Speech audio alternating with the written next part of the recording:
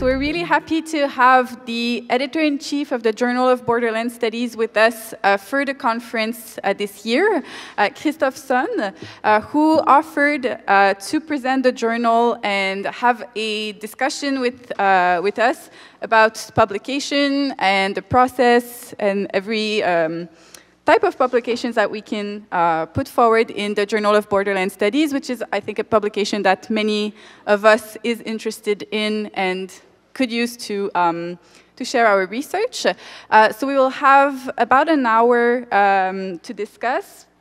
Christophe will start with a presentation of the journal, and then we can have a more informal discussion if you have questions about the publication process or any types of opportunities at the Journal of Borderlands Studies. So I will leave the floor to Christophe. Thank you for being here and for offering to do this activity with us today.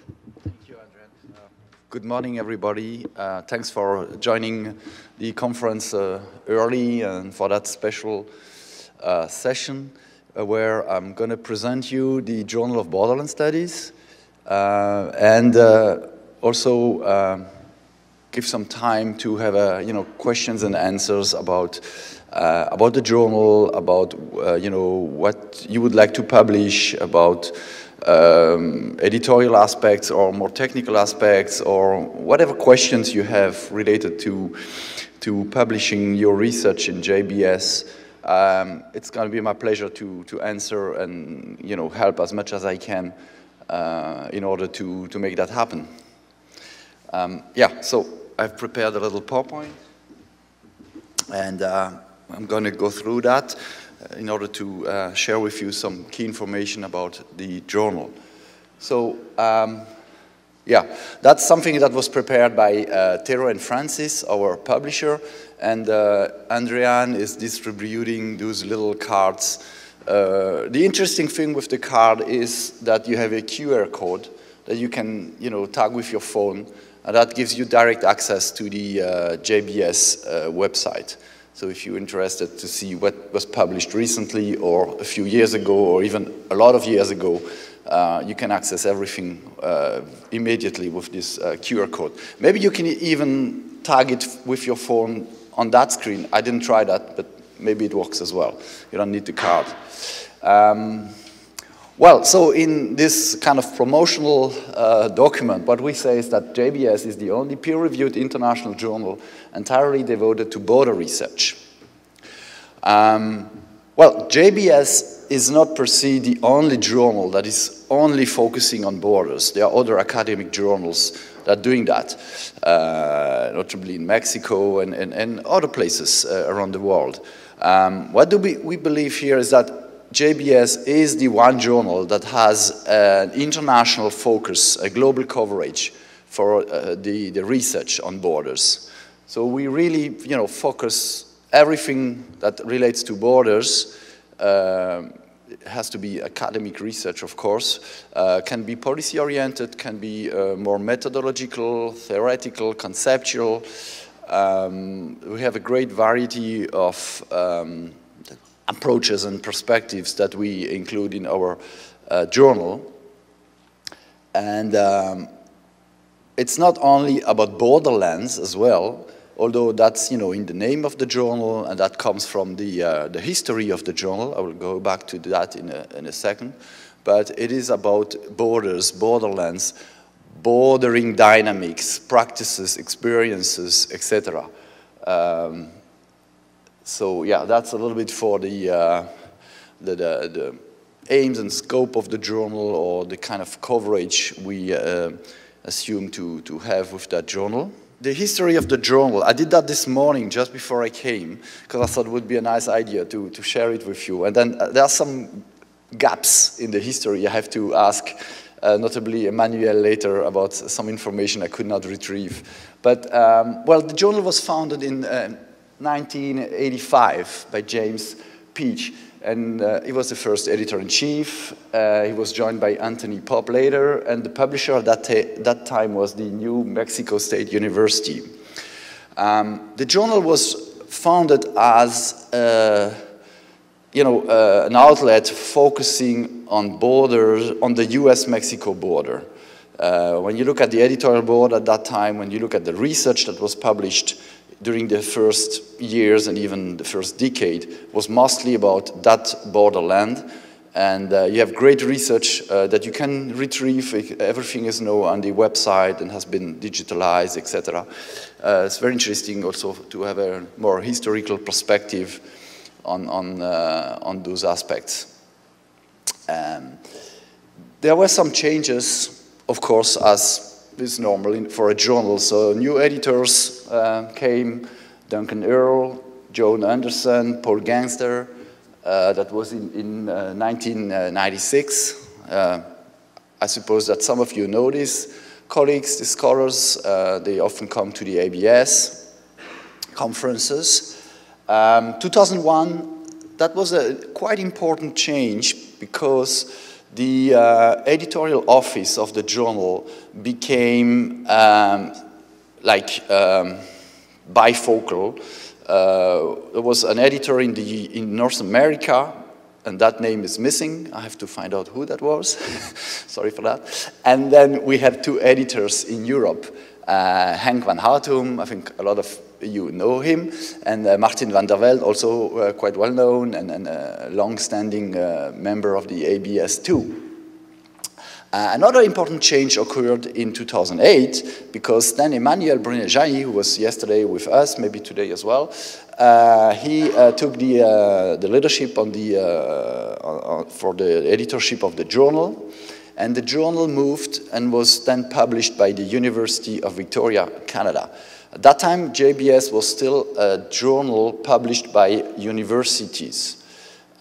Usually, you had between 1 and 2 issues per year. It moved slowly to 3 and then to 4, but the volume of publication was still limited. And one of the issues at that time was also, it was not always very regular. So sometimes issues would be a little bit late and etc. And that is something that is not good if you want your journal to be indexed in those big databases and recognized, because regularity is a key aspect of our business. 2011, that's an important change again, because Emmanuel at that time negotiated the move from the publication from the University of Victoria to a commercial publisher, Taylor and Francis. That helped to professionalize the entire workflow linked to the editorial work of an academic journal. Taylor and Francis provided some support, financial, but also in terms of advertisement, promotion, etc. And also the infrastructure to have access to all the materials that are published in the journal. Since then, we have been working with Taylor and Francis. The publishing contract was renewed, was in 2018. It's running up to 2025, if I'm not mistaken, and then we'll see. The industry is really changing. You all know about open access, about what's going on currently with academic publishing, so it's kind of difficult to see how things will evolve for the next decade, but for the time being, we're publishing with Taylor and Francis. And then 2018, there was another change of editors, and that's when Sergio Peña from COLEF and myself, we stepped in and started to work as co-editors-in-chief of the Journal of Borderlands Studies. Okay, that's for the history. Maybe just one thing I should have mentioned right from the beginning, because it's very important. The Journal of Borderlands Studies is owned by the Association for Borderlands Studies. And that is not that common. A lot of academic journals are nowadays owned by the publishers, the commercial publishers. But in the case of JBS, it's still the association who is the owner. So the association can make decisions. The association has quite a lot of autonomy to decide about the editorial office, about editorial line, about what we would like to publish and how, etc. And Terrain Francis is more coming as in support for the publication process. So that's kind of important to know for JBS, I think. Okay, so that's the current editorial team. We are 14 people working together, and I will shortly present you the organization of that editorial office. So I already mentioned the two editors-in-chief, Sergio and myself. We basically have to take the decisions on all the manuscripts that are submitted to JBS. That's our responsibility. We have to manage the office, and we have to promote the journal. That's our job, I would say. And then we have a group of regional editors, and they have an expertise on specific regions around the world. And when we receive a paper, we assign those papers to them depending on the topic. And the regional editors will then do the hard work of finding the reviewers, sending the papers, receiving the comments, making a recommendation, and that then goes all the way back to us, who decide whether, you know, it's a major revision, minor revision, we accept, we reject, etc. So you have, like, from North America, Kimberly Collins, California State University. The Latin America is covered by Jorge Aurelio Ibarra Salazar, Monterrey. In Asia, we now have two regional editors, Alexander Buck, he's from New Zealand, and Dhananjay Tripathi from South Asia University. We have an increasing number of papers coming from that region, which is a big region in the world. Therefore, we had to increase recently and have two regional editors. In Europe, we now have three. We used to have two, but we also had to increase because of the volume of submissions that we receive. So we have Chiara Brambilla from University of Bergamo, Sarah Svensson, Halmstad University in Sweden, and Juan Manuel Trillo Santa Maria from Spain, Santiago de Compostela. The African continent, currently we are looking for a new regional editor because our colleague Olivier Walter just stepped down a few days ago. He got offered a new position as an associate editor in political geography. He served JBS for, I think, 7 or 8 years, and he just, you know, wanted to move towards a new challenge. Yeah, we already have contacts with people, and if someone here is interested, please get in touch with me. I can give you more information about what the job is about and how we work together. And then we have the Middle East and North Africa with Daniel Meyer. Daniel is here this morning, is over there, and he's the regional editor for that region. And if you have anything that is related to the Middle East, you know, an idea for a publication, a special issue, whatever, please get in touch with Daniel, he's the expert. Then JBS is also publishing book reviews, and for that we have two specific editors that deal with that.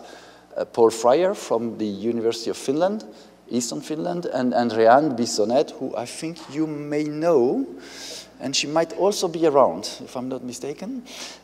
Then again, if you are interested for, like, you know, writing a book review, please get in touch with Andréane, and she will explain to you how that works. Megan Kaze, my editorial assistant, she's living in Montreal, and she has been working for JBS, I think, for like 12 years, maybe even more. I have to ask her, maybe 15 by now. So she's a very precious asset for the journal because she knows how to handle Scholar One, all the technical aspects, which are sometimes a little bit tricky to handle. She knows that super well. Okay, that's the team who's working for JBS to work well and develop. So what do we publish in this journal? Of course, we publish articles. Well, that's, of course, something kind of obvious, around 10,000 words. That's just to differentiate clearly also the second item here, which we call commentaries. So in JBS, you can also publish shorter pieces, around 4,000 words. We call them commentaries. It's not necessarily a full-fledged paper. It could be something where, you know, you have an idea you think interesting, but you didn't push it through, you didn't do the field work, or you're waiting for some data, or something is still missing in order to have a full-fledged paper, but you still want to publish this idea because you think it's really great. Or you want to comment on some event related to borders, and which is quite important for our audience. Or you want to relate to someone else's work, because an important book was published, whatever. You want to say something about this, which is not directly a book review. This is what we published in commentaries. Short pieces, they are peer-reviewed, but I mean the format makes it sometimes a little bit more easy to handle, and also more fitted for some aspects. Then again, we have special issues, and that is something that is key for the Journal of Borderlands Studies. A special issue is a set of papers which revolve around a topic or a big question, a concept. And the number of papers that compose a special issue varies. At the minimum, it's around 5, I would say, and it can go all the way up to 12. We receive quite a lot of proposals for special issues. It's kind of really popular. And what we ask, and you find all the details on the internet website of the journal, but we ask a short description of the idea for the special issue, something like a one-pager where you develop your idea. Why is that important? What does this special issue want to tackle, etc. And then we ask for a list of the potential contributors and the title of the papers, etc. And if we agree with that proposal, Sergio and myself, then we give you 6 months to put together the papers and submit them. Again, here, everything is peer-reviewed in a double-blind way. And usually, we publish around 3 special issues per year. I will show you a little bit in a moment what kind of special issues are published in JBS. Besides the articles, the commentaries, and the special issues, which are a grouping of articles around one topic, we have, as I said, the book reviews that also appear in each issue at the end. All right, so here you have all the special issues that have been published in JBS. You know, the new directions on the post-globalization border. That's not the last one. It's not totally up to date because we published a few new special issues since that one, notably one on COVID, as you may know recently. There's one on children, young people, and borders, British Columbia's borders in globalization, post-colonial and post-partition South Asia, securitized borders, migration, you know, on Canada, on cross-border cooperation, on the Arctic, a lot. There was also one that does not appear here, but on African borderland and security and trade. That was just to show you the diversity of special issues that we publish in JBS. I think it's a really interesting source of information for border scholars, because around one topic you have access to, you know, as I said, usually 7, 8, 9, 10 papers that develop their research around that one topic. Very interesting to support your research and also teaching, I would say. And then, of course, you have access to also all the individual articles that we published in some issues that are dedicated to that specifically. Okay, so just a few data to show you the development of the journal. That's the number of articles that are downloaded per year. Well, you see quite clearly the trend. It's growing, and it's growing fast. Over the last year, we had a plus 38% of articles download, which is quite big. So 2022, of course, is not yet finished, but in 2021, it was, how much is that? You know, above 60,000 articles that were downloaded worldwide, which gives you an indication of the type of exposure that your research may have when you publish in JBS. A lot of people are interested, a lot of people download those papers, want to read them. That's a breakdown in terms of regions and countries. Where do the people come from, those who download the papers? Well, you see that Europe counts for half of that. North America is a quarter, and then the rest of the world is the last quarter, and Asia in that part represents quite an important part. It's 16% of the total number of downloads. When you look at countries, then of course the United States come first, UK second, Canada, the Netherlands, etc. We try to expand, we try to make that more accessible also to places in the world where maybe it's less easy than here and in Europe. So, you know, like Southeast Asia, Africa. We also try to develop the outreach of JBS in direction of Latin America.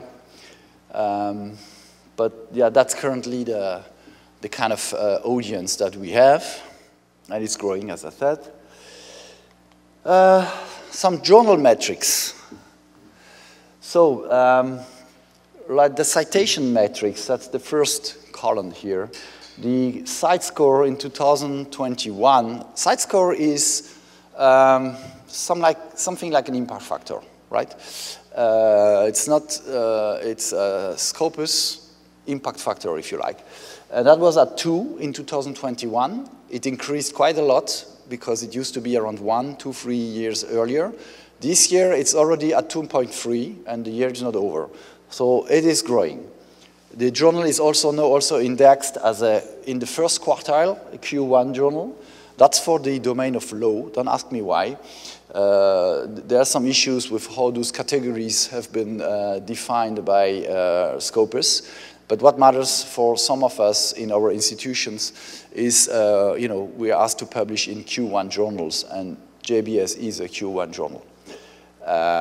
You have other metrics, like you can see here, and they're also evolving positively.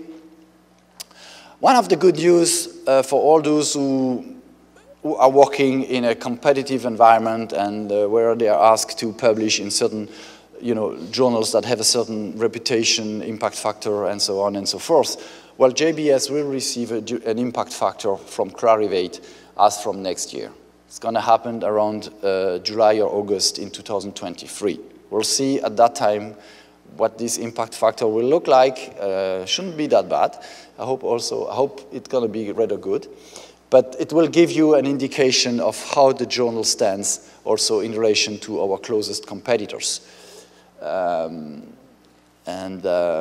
so we'll see next year for that. You have another column where you have additional information, notably something that has become increasingly important for a lot of us.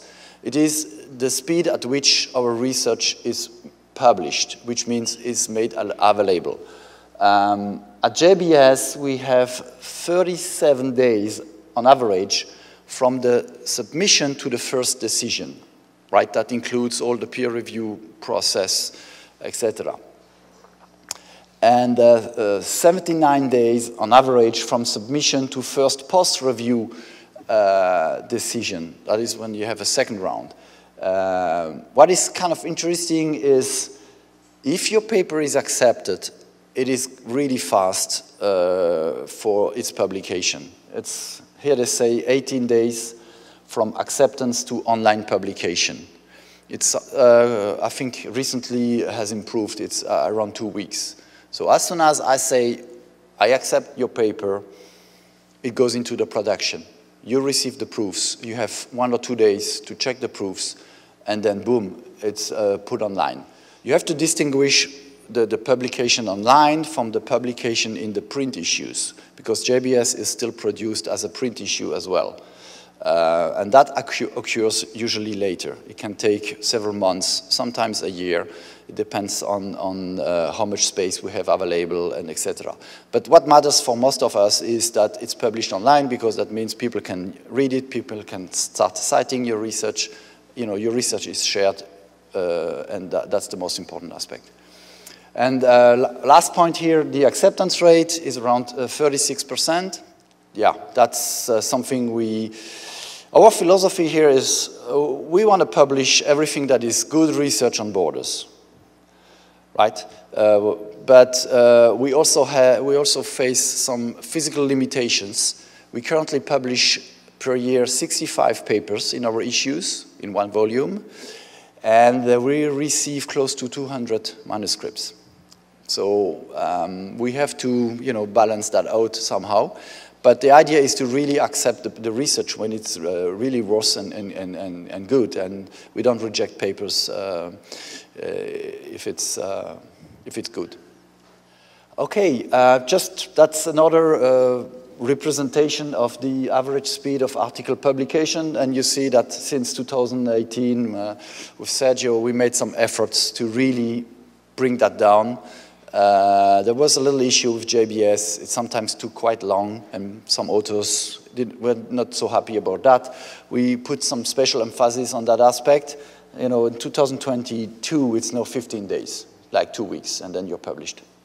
I think I'm done with my little presentation, and I'm now ready to, you know, answer all the questions you may have or listen to your comments, whatever. Please, the floor is yours. You said it can take several months to get to a print journal. Like, I've had a paper languishing for 2 years and it's still not in a print journal, which is okay. I like the early acceptance online.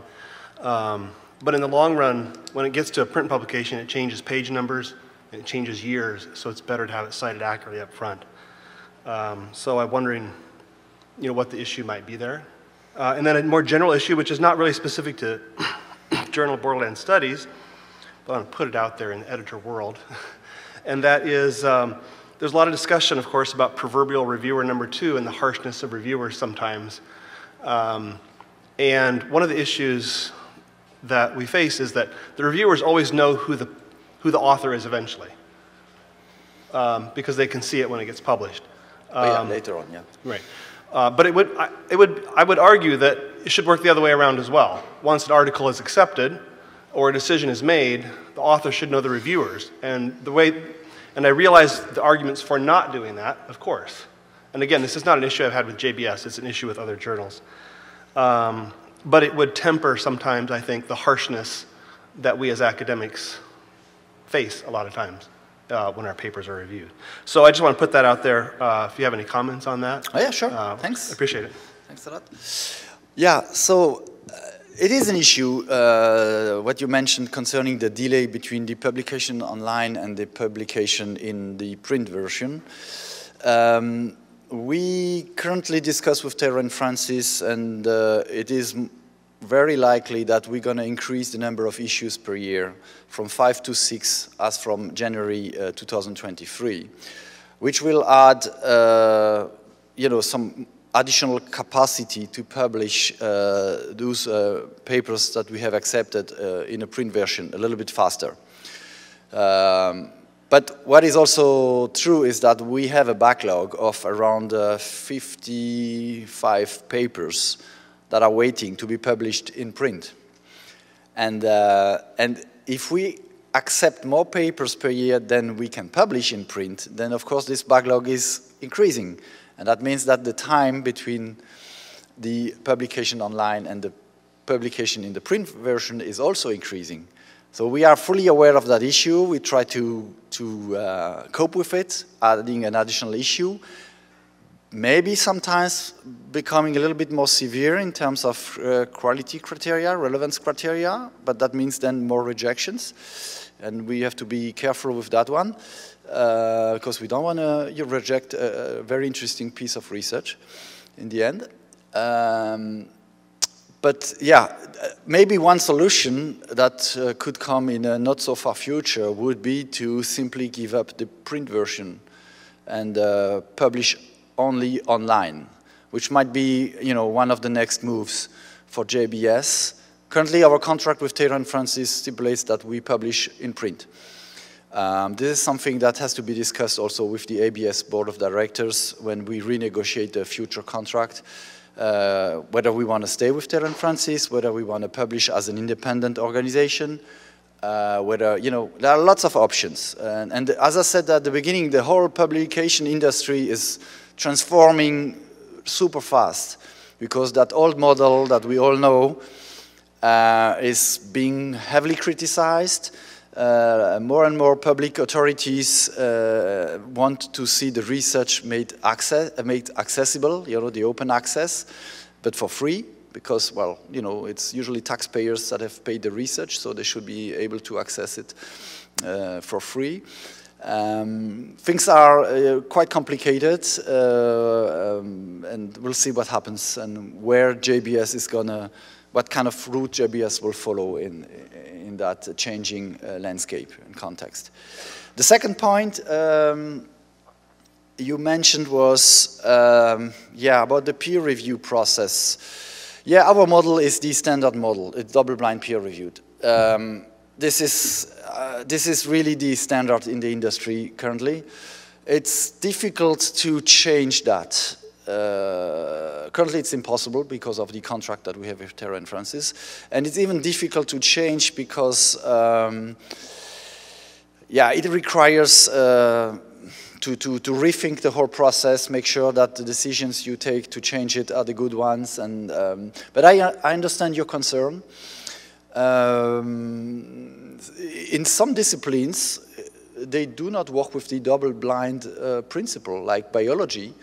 The names of the authors are known by the reviewers, which is not what you said. You would like to see the other way around, right?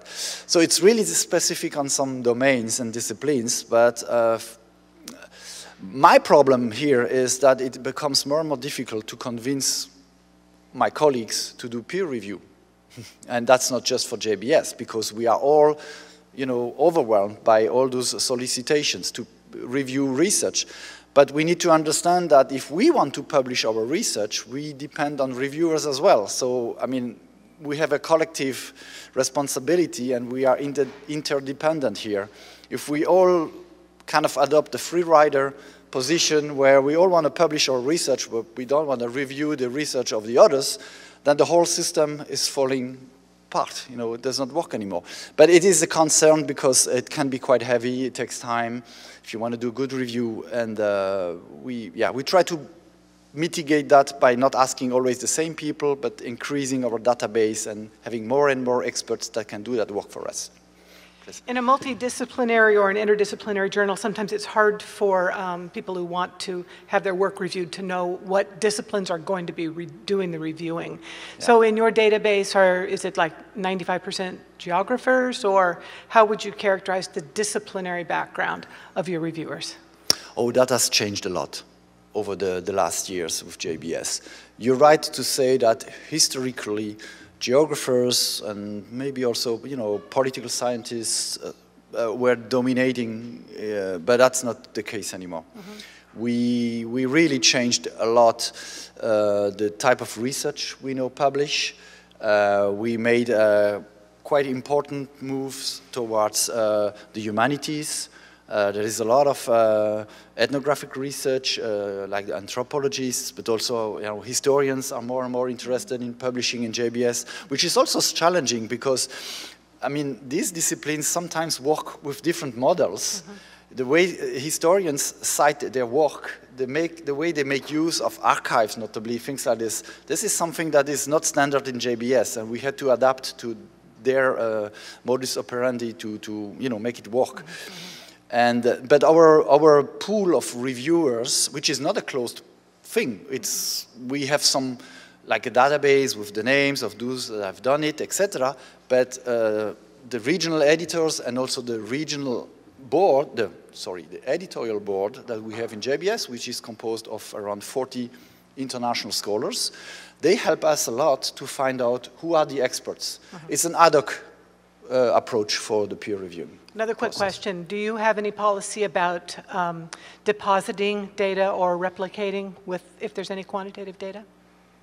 We accept research that is using quantitative approaches and data. So my question is, do you and you can publish supplementary material with the databases, and Chaire and Francis has a policy around that, yeah. And what I meant is, do you replicate the results to make sure they're right?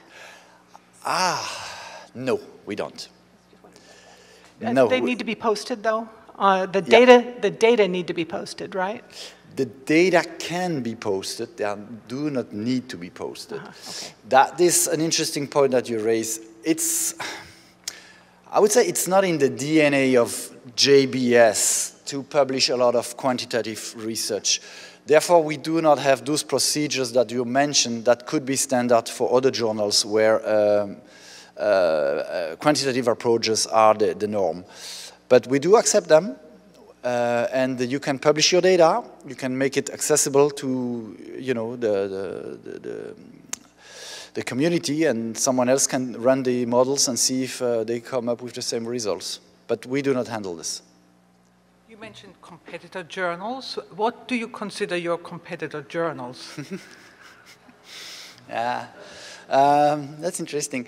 Well, Chaire and Francis, they have these algorithms, and they look at the type of research published and the citation matrices and who cites whom. And so according to them, our closest competitors are geopolitics, political geography, environment and planning, space and polity. Do I miss some important ones? Yeah, to some extent, regional studies, and also, you know, like journals like European Planning Studies, because they publish research concerning borders as well. What else? Yeah, but those are the usual suspects, I would say. Some of them, of course, are really super prominent journals in their field. Like political geography or even geopolitics, you know, they have like better metrics than JBS. One has to be honest about that. But it's also a source of inspiration. And I said competitors, but I mean, there's not really competition going on. I mean, there's so many papers that people want to publish that there is space available for everybody. And we try to distinguish ourselves a little bit, you know, with some kind of positioning that is a little bit different, especially for emphasizing the focus on borders, because the other journals do publish research concerning borders, but they publish also a lot of other things. And they are sometimes disciplinary journals, and we are not. We are definitely multi-transdisciplinary, that's totally clear and part of the identity of JBS. Acknowledging the current trend to base any article theoretically, how far are you open to studies that, historical studies or present political science, current events, studies that are based less on theoretically, but much more on primary sources, which is a kind of old-fashioned studies. So how far are you open to swim against the stream, let's say, in journal publishing? Yeah, we are open to that, clearly. And what you mentioned, and the kind of maybe stream where theoretical constructions are more valued than other approaches. This is maybe true, and it is true for certain domains or areas of, you know, but not for all of them. And for JBS, since we fully assume our multidisciplinary perspective, we welcome also other approaches and way of doing the research. If we wouldn't do that, we wouldn't be multidisciplinary in a way, you know. And our idea is absolutely not to impose one mode of thinking or doing research that comes from one group and apply it to the others. No, everybody comes with its own traditions, way of doing the research. And we're gonna ask those reviewers who understand, your type of research to review it, not someone else who does not have that kind of background and knowledge. In the end, as I said earlier, what really matters is the quality of the research, you know, if it's really relevant, if it's well written, clear, and makes a contribution to the knowledge, we accept it. Whatever the approach and whether there is theory or not, etc., that doesn't really count, I would say. Maybe something I didn't say, but in the audience, you probably also sometimes publish books on borders. If you have these plans, or if you're currently working on a book, you can also reach out to us. You can contact Andrea or Paul and tell them, okay, this book have been written, it's coming out soon. Would you be interested in publishing a review? You do not have to wait until we receive book proposals from the publishers, or we identify also books that have been published recently and we would like to review. You can also take some action here and contact us directly. And of course, we're gonna take decisions. Sometimes we say yes, sometimes we say no. That's our job. But please get in touch with us, and we will consider your requests seriously. Okay, well, I think we almost at the end of that session. I would like to thank you for, having participated. I think it was a nice experience to also discuss with you, and I hope that you learned a little bit more about the journal, and that it maybe convinced you that this is a journal where you would like to publish your future research, and you're welcome to do so. Thank you.